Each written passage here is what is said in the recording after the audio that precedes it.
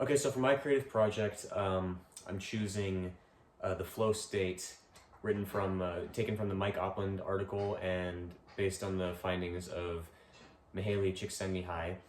I'll be interviewing my sister Bridget here for as my partner.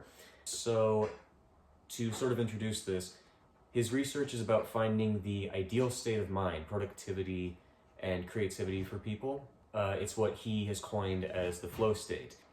So here, there's the stress zone. When you go too quickly with a challenge that's with a task that's too challenging, you'll eventually hit a ceiling and you'll want to bail out of the task. Then there's the boredom zone, when a challenge goes on for too long, but it's not challenging enough and you're not getting engaged in what you're doing. You know, you start counting the minutes, it becomes really boring. And then there's also the apathy zone down here in the corner, when you're not really getting involved in any way in the challenge. And then obviously there is the flow state, where your skill level is increasing alongside the challenge, and you find the balance that allows engagement and productivity to reach its apex. To quote Csikszentmihalyi himself, a state in which people are so involved in an activity that nothing else seems to matter. The experience is so enjoyable that people will continue to do it even at great cost for the sheer sake of doing it. There are 8 characteristics of flow, those being complete concentration of the task, clarity of the goals and reward in mind, and immediate feedback, transformation of time. The experience is intrinsically rewarding, effortless, and ease. There is a balance between challenge and skill. Actions and awareness are merged, losing self-conscious rumination. There is a feeling of control over the task. During the flow state, it is believed that the prefrontal cortex becomes inactive or partly inactive. This part of the brain is responsible for temporal integration, self-reflective consciousness, working memory, and so on. That's why we tend to lose sense of time and forget other facets when we're in the flow state. Some people are able to experience flow state easier than others based on their personality. A lot of people are able to hit the flow state easier when they're with others. And the flow state also requires some sort of motivation, intrinsic or extrinsic. Intrinsic motivation is when you do something because you enjoy doing it, like a hobby or a passion. Extrinsic motivation is when you're doing something for a greater purpose, like to achieve or possibly avoid a certain outcome. Now, I have personal experiences with the flow state. Just recently, I've taken some classes that bestow upon you these assignments that require an entirely different field of expertise, and I had pretty much no idea what I was doing. It required a lot of research in a very short amount of time, and just looking at what I had to do, I was like, okay, time for a break. There have also been times where I've had to do some jobs, like at work, that required a lot of time but not much skill, and those are the points where I hit the shallow zone, where, you know, you get bored. And then, of course, there have been times where I hit the flow state. If you remember An Inch Extinction, an animation I made, there was a point where I was working on it for like 40 hours straight, completely, you know, lost track of time.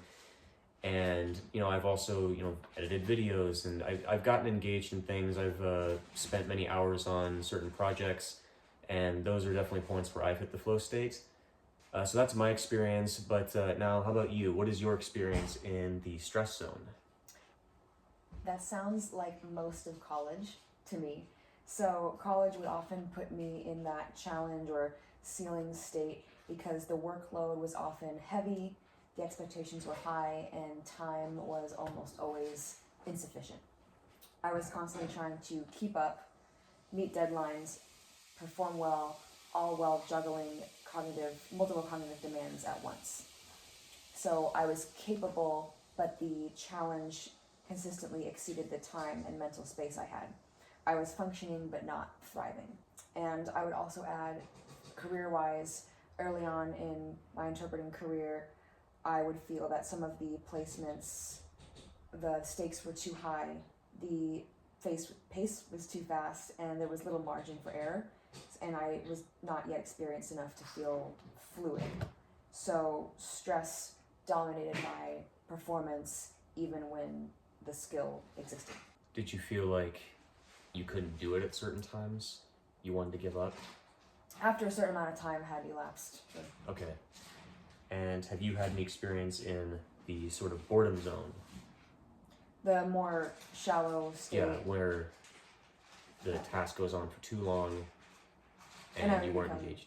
Understimulated or disengaged, yes. Yes. So This is sometimes where this can happen in a K-12 setting for ASL interpreting.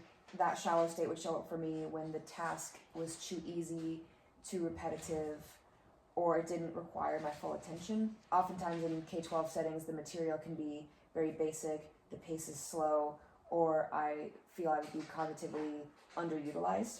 So I would have enough time, but not enough challenge, and my mind would start to wander because that task doesn't that task doesn't demand my full skill set.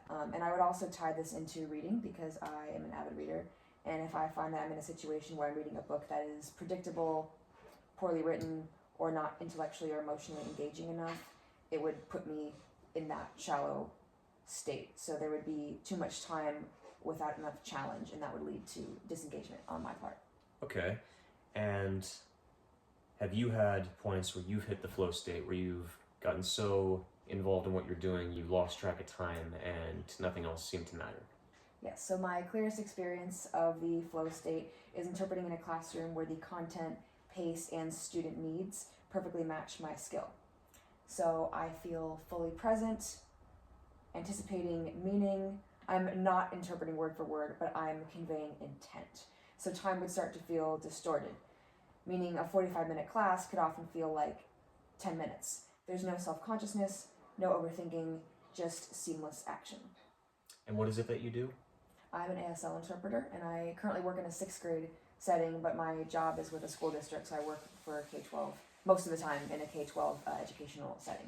Okay, awesome. Yeah, go ahead. Okay, and this can also happen when I'm reading.